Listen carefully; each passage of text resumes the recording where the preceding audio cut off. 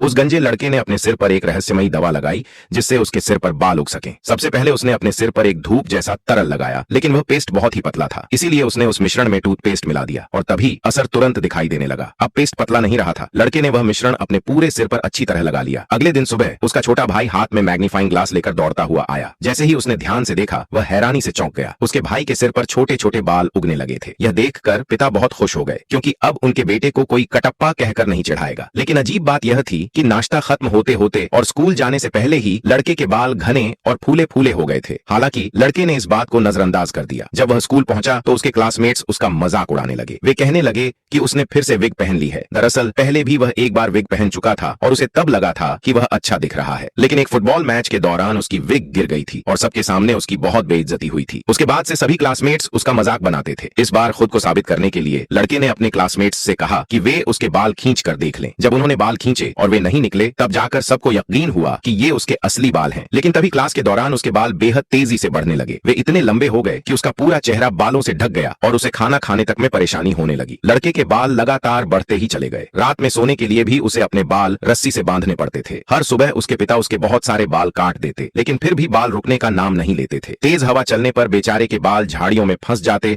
और वह और भी परेशान हो जाता। तभी अचानक पिता के दिमाग में एक आइडिया आया। उन्होंने लड़के को विग बनाने वाली एक फैक्ट्री में भेज दिया। वहां लड़का असेंबली लाइन पर लेटा रहता और उसके बालों से फैक्ट्री के मजदूर लगातार विग बनाते रहते।